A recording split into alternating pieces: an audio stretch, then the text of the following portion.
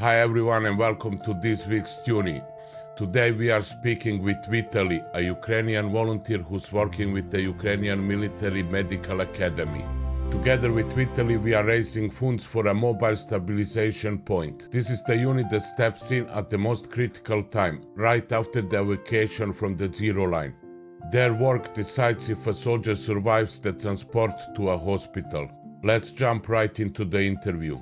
Hi Vitalii, it's a pleasure to talk with you here ahead of our Toonie Tuesday this week. Can you please tell us about yourself and how you find your way in volunteering and fundraising? Yeah, hi everyone. Hi Toonie Tuesday. Today we are together again, and it's good. We will make a great job. So something about me. Before the war, I worked like a prop master. We shoot a lot of films, video. We worked with a lot of famous company like Apple, BMW, and a lot of another. Maybe someone watch the film Chernobyl from HBO. It's part of my job, so I did a lot of before the war, but then war started and a lot of my friends joined army. So in that moment, I had to help my friends because a lot of my friends asked me to help them, and I tried to find the way in that moment how I can help them. So I started volunteering and. Because it was important to help them. I understand at that moment that I can work here because they are fighting there, and I must do something for them and for our country and for our victory. And for me, it was important because it was my friend and they motivated me. I remember that moment when war started. I was in Bukovel, went ski. It was my the first time. And it was incredible, but in the next day the war started and I had to go to Kiev. In that moment, I remember when Kiev was without people, without anything, and we didn't know nothing when we'll be in 1 hour and what will be later. It was very strange, and that moment was terrible. But in that moment, I tried to help my family and my friends, and a lot of my friends decided to join army. In that moment, I couldn't join army, but my friends could, and they did it. The first, it was the car for my friends. He asked me to help him with the pickup truck because they had no cars in that moment. It was very difficult, and I remember my first fundraiser. It was super hard. I do it together with Ukrainians. I did it in TikTok.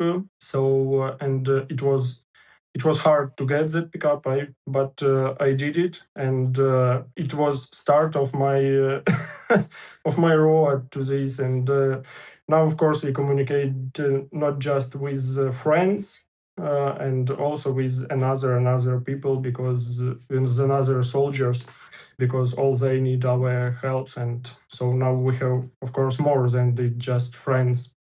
This week we are supporting an evacuation team of the Ukrainian Military Academy. So what is your connection to this branch, to this unit, or what made you choose this cause to support? Yes, this week we will work together with the Ukrainian Military Medical Academy and and School of Tactical Medicine. They are together.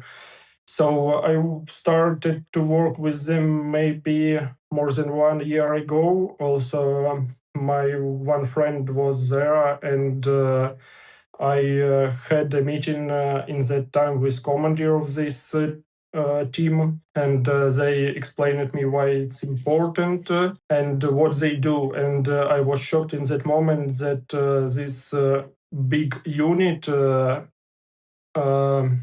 didn't have any support in that time. So, but this academy and School of Tactical Medicine, it's not just about like academy, they teach all our medics, tactical medics, all our evacuation team. They also join a part in evacuation from a lot of regions. Now they work in Sumy region and Zaporizhia region. Also, sometimes they work in Donetsk region and all places in Ukraine. And they teach all these teams that I told before. So also they work in the stabilization point. They how it's first they do first aid to stabilize wounded soldiers, to stabilize their condition for evacuation to the hospital. So we have just one this unit who teach our all medics, our all evacuation teams, and our all tactical medics who do this in Ukraine. Of course, we have another, but it's not like a privacy school. So if we will speak about state places, we have just this one who do it, and it's very big unit who teach all medics for the front and who join a part of evacuation and working on stabilization points and working on the hospitals, military hospitals in a lot of our cities. So they do really a lot of things, and they also communicate now with the UK. They teaching again. They teaching together with the UK. Maybe they will work together in the future for saving lives. They also try to find always new ways how they can evacuate wounded soldiers, which things they can use for this, like. It was a good idea to use drones, ground drones, and drones for evacuation. So drones in the fly can coordinate the ground drones for evacuation. We evacuated a lot of wounded in this way. It was really good because we can save more lives in this moment, and it's good because we don't have a risk with people who must go to the front and risk their life. Just use drones for this. Of course, also they use cars and ambulance and ATV or quadro. I forgot how it's in English. So for me, it was very strange when I noticed that this unit, big unit who save lives, who teach a lot of medics who will save lives in the future, and they don't have any supports from volunteers, from organizations, and so on. So I started to work with them, and I am sure, and I am know, because I also visited a lot of places together with them, that we saved more than thousands of lives in this period. So Yeah, you sent pictures and they were impressive. The work and the problems and how big everything is. We had only short time window for this call because of the electricity outages that are happening right now in Ukraine. How does this complicate your work, and how does this affect the morale of the civilian population? It's a big problem for us. Electricity, it's not just about electricity, because when we don't have electricity in this moment, we don't have water, hot water, and we don't have warm in our flats, in our homes. A lot of places have generators, have charging stations, have everything to work, but of course for usual civilians it's more hard to get all these equipments, but I don't have nothing, no charging station, no generators. I think that for me it's not important to have electricity. I can be without this. Can not have it 10 hours. For me, it's normal. Of course, if we won't have it more like 1, 2, or 3 days, it will be so hard. So for civilians, it's hard, and we hate, of course, Russian for this because it's not normal to destroy all this, but we will stay and stand. So with electricity or without it, we will do more because if they will destroy our electricity, we will destroy them because we will be angry in that moment. Yes, of course.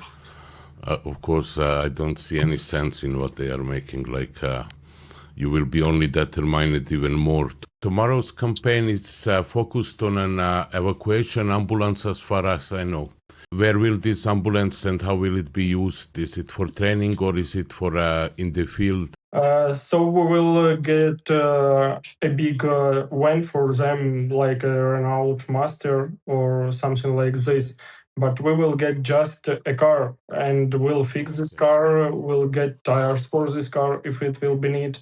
So this car must be ready for work. But evacuation team by themselves will convert or rework this car for like an ambulance, but it will be not an ambulance, it will be like a mobile stabilization point.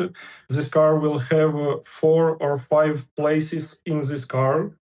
So also this car will have all equipments for medicine to help them what they need to save lives when this car will move in and will evacuate. So all this medicine equipments will be in this car.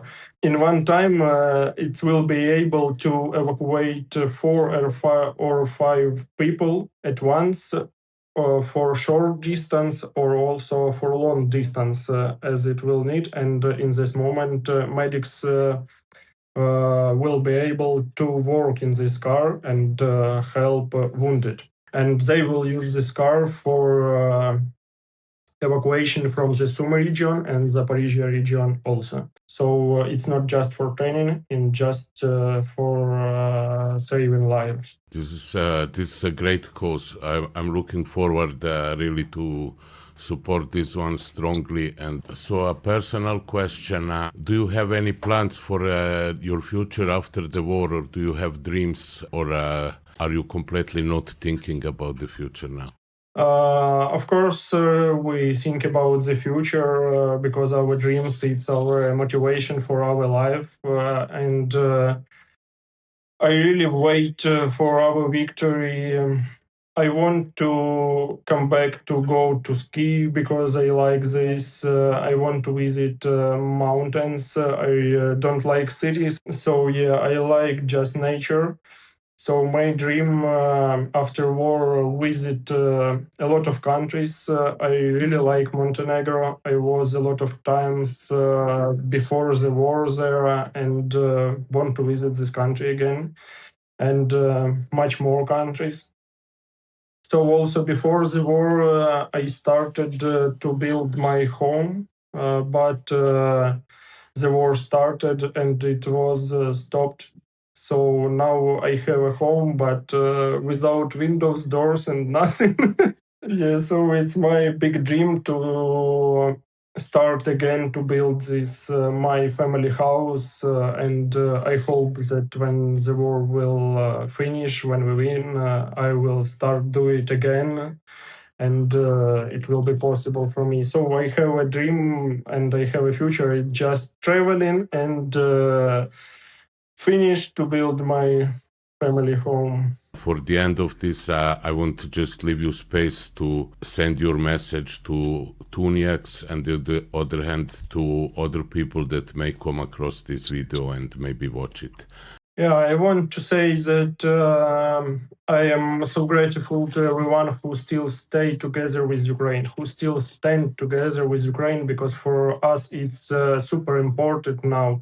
The situation in Ukraine, unfortunately, is very hard. We are fighting every day, and situation is not simple. It's harder and harder with every day. Unfortunately, support of Ukraine is decreased last time. We try to do everything to increase this. So I ask everyone if it's possible for you support army. It's not just about donation. You can write a lot of posts. You can tell about the situation in Ukraine to your friends, your teammates, and everyone, because the situation is really hard and we need your support. Unfortunately, we know that without support from another countries, it will be so hard to stand, and maybe it will be impossible to stand. And our country will be destroyed. We know that Russian has just only one goal in this war, and it's not about our lands. They want just to destroy Ukraine and kill all Ukrainians. They have just this goal. They don't need nothing more. They don't need our lands, and they have just one goal. Maybe next it will be Europe. We don't know. We hope that they won't go to Europe to fight in there.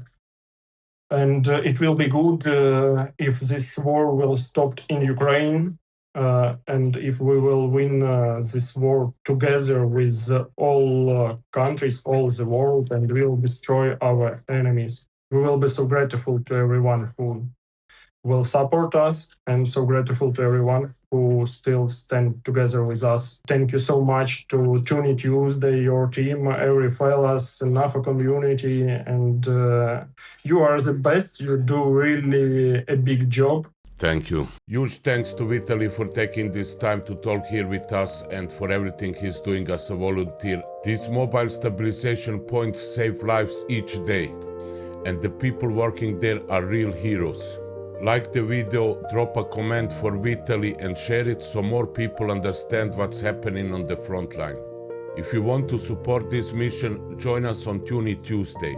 Early morning, the pinned comment will have a donation link, and we will raise fund. Every single dollar matters.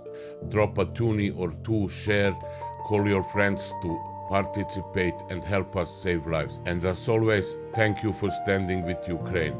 Every toonie has a story, and this story is about saving lives at the most critical moment.